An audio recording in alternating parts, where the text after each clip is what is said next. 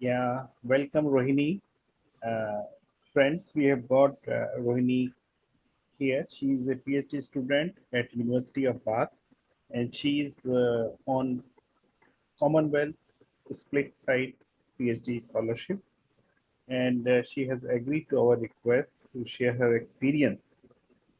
So first, Rohini, if I could ask you, you can tell us what is this fellowship all about, and who are the target group in India, and when this advertisement roughly come, which month, and what kind of preparations are required.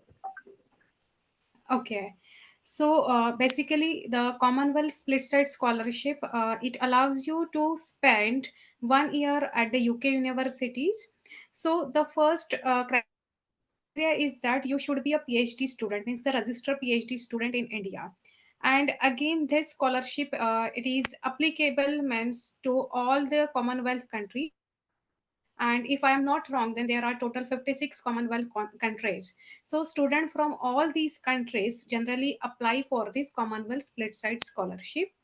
So and this scholarship it is usually open during the month of November, December. So it is better to always check the official website of the Commonwealth Scholarship Commission. And coming to next question, that is what kind of preparation it required. So the first, I will say, the first you need to find out the UK universities and the and the UK supervisor who is willing to work with you. So this is the first step, and a list of universities are available on the CSE website. So you need to select the university among that list only. So after that, after selecting the university and the UK supervisor, the next step you need to you need to obtain the supporting statement, which is one of the important part of the application. So in that supporting statement, you need to mention, that is, what is the link between your your home universities and the UK university. So the main thing is that there should be a collaboration, there should be a link between the UK university and your home institution or the department. I suggest this is the main thing. Then, in addition to that, supporting statements from both the supervisor, you need to submit the recommendation letters, and that recommendation letter should attest your potential and suitability for this scholarship. So, I suggest that Rohini, can the you anyone just who, tell me that since you are yeah. working in the field of energy, so what is that your PhD profile in Indian University, and what part of that work you would be doing in University of Bath? Sorry, sir. Means, can you No, please I'm saying repeat? that since you are registered in India for PhD Yeah. and doing some part of your work in University of Bath, so Hmm. like you are registered, you are doing studies in energy area.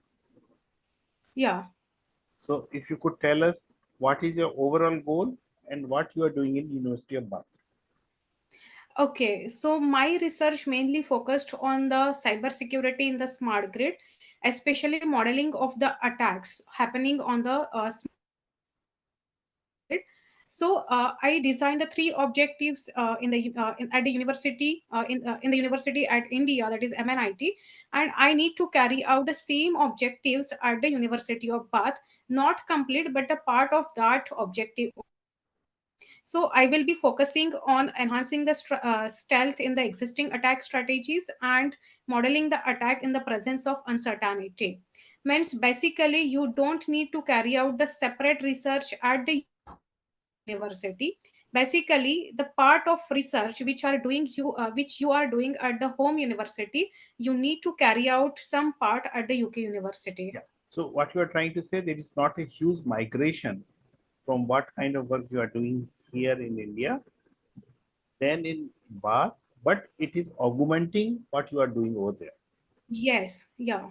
Okay. Now coming to second part, can you tell about the logistics? Like how do you apply for visa? How quickly one could get it? What kind of documentation are required? Yeah, okay. So actually, it's fully funded by the Commonwealth Scholarship Commission. So personally, I didn't face any issue regarding the visa and everything. It was a quite smooth process, but uh, I personally experienced a challenge while obtaining the ATA certificate.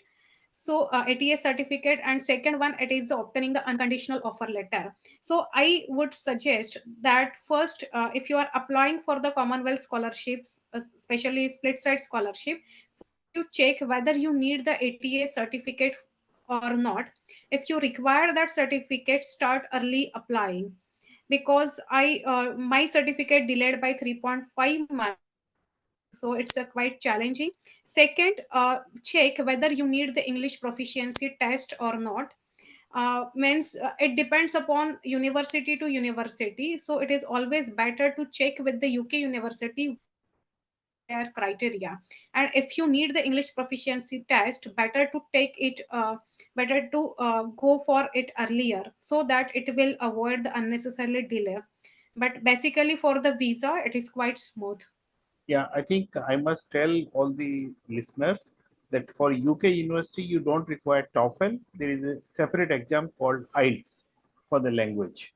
So if your university where you are targeting to apply requires English proficiency, then you need to write IELTS, what Rohini is suggesting. Rohini, can you tell us about the work atmosphere over there and how smooth they are in accepting foreign students, especially those who are non-whites? Uh, what kind of work ethics, what kind of cultural rapport you have with the other lab mates? Of yeah, actually, mm, basically my transition was quite smooth. The main reason is that my home supervisor already has a collaboration with the University of Bath and with my UK supervisor. So for me, it was quite, we can say, it is comparatively smooth transition. And coming to the work culture, so I believe that every work culture has their own perspective and style. So here I can say that is the more prioritized, that is the work life balance. And coming with the while working with the UK supervisor, while through the discussions, I came to know that how he look at my existing research objectives and the research problem. Means he has a complete different perspective, which is mostly a industrial oriented. So I find that difference means how to look on the same objective with the different perspective, especially from the current needs or the industrial needs, I can say.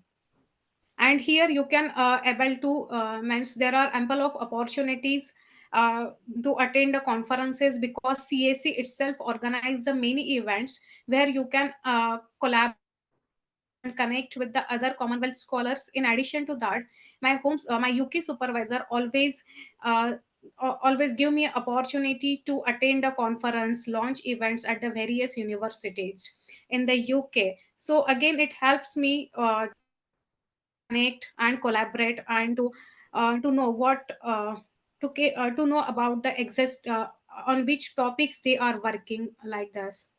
Very important two takeaways. One, that each lab or each group, each mentor has a different perspective, and we'll get enriched by their experience, their perspective. And second, networking is very important, and conference plays a very important role in developing your future collaborations. So, Rohini, now Yes. coming to the last part, what kind of advice you would like to give to the future aspirants?